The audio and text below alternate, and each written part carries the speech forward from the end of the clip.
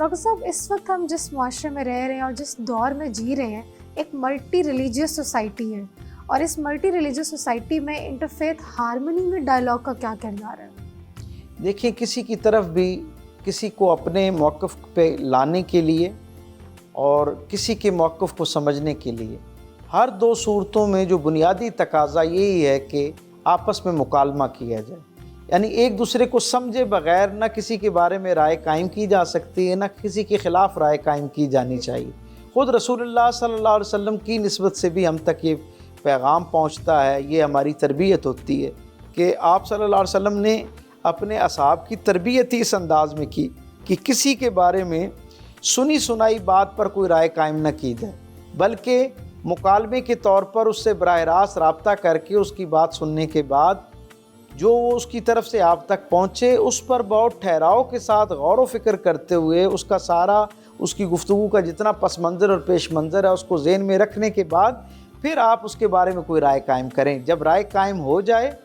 تو پھر اس کے بعد اس سے اگر بہتر چیز آپ کے پاس کوئی موجود ہو تو وہ اس کو پیش کریں۔ اب آپ اس سے اندازہ لگا لیں کہ اگر کوئی آدمی مکالمے میں سننے کا ظرف نہ رکھتا ہو تو وہ کیا اپنی بات اس ہدایت کی روشنی میں اس کو سامنے والے کو پہنچا سکتا ہے؟ یقیناً نہیں پہنچا سکتا۔ اس کے لیے پہلے سننے کے لیے جو ہے وہ اپنے آپ کو تربیت دینا پڑتی ہے، آمادہ کرنا پڑتا ہے، قائل کرنا پڑتا ہے، پھر اسے مستقل اپنی مشق میں شامل کرنا پڑتا ہے، پھر یہ عادت بنتی ہے۔ آپ دیکھیں نا، یہ بڑی فطری سی عادت ہے۔ میں ہمیشہ یہ کہا کرتا ہوں کہ اللہ نے انسان کو 2 کان عطا کیے ہیں اور 1 زبان دی ہے۔ اس کا مطلب کیا ہے؟ یہ اصل میں ہم سب کی تربیت کے لیے ہے کہ اللہ رب العزت یہ ہمیں بتانا چاہ رہے ہیں کہ انسان کو دوہرا سننا چاہیے اور آدھا بولنا چاہیے۔ جب آپ سننے کے لیے آمادہ ہو جاتے ہیں نا تو پھر آپ ٹھہراؤ کے ساتھ چیزوں کا تجزیہ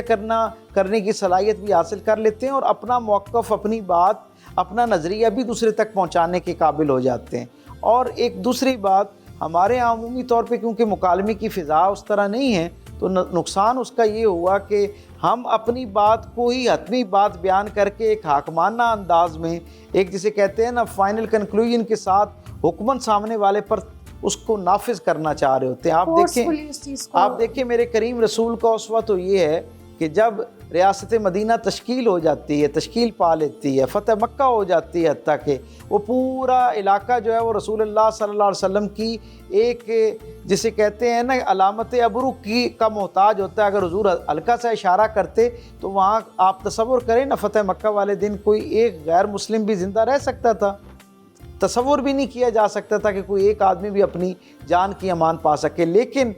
دوسری طرف آپ دیکھیں کہ اللہ کے رسول صلی اللہ علیہ وسلم نے اتنے بھرپور غلبے کے باوجود، اتنی بھرپور کامیابی کے باوجود کسی ایک شخص کے لیے ایک تھپڑ کا، ایک پتھر مارنے کا بھی حکم نہیں ارشاد فرمایا، صرف اس کے عقیدے یا نظریے کی وجہ سے۔ تو نظریے اور عقیدے میں اتنی دعوت و تبلیغ ضرور کرتے رہے، اس کی طرف بار بار توجہ ضرور دلاتے رہے، لیکن نرم خوئی کے ساتھ اگلے کے موقف کو سننے کے بعد، حالانکہ رسول رحمت سے بہتر اہل مکہ کا موقف کون جان سکتا تھا؟ حضور 53 برس اس شہر کے اندر رہ کے گئے تھے، حضور نسلاً وہاں پر آباد تھے، آپ کے جد امجد نے اس شہر کو آباد کیا تھا، وہاں موجود ہر قبیلے کے لگ بھگ ہر فرد کا نظریہ آپ کے سامنے تھا۔ اس کے باوجود حضور جب دعوت کا اہتمام کرتے، یعنی دین حق کی دعوت دیتے، تو اس سے پہلے اس کا موقف جاننا چاہتے۔ تو یہ گویا ہم سب کے لیے ایک تربیت ہے، رسول اللہ صلی اللہ علیہ وسلم کی پوری زندگی ہم سب کے لیے ایک تربیت گاہ ہے۔ ہمیں حضور کی زندگی سے یہ سبق پہنچتا ہے، یہ پیغام پہنچتا ہے،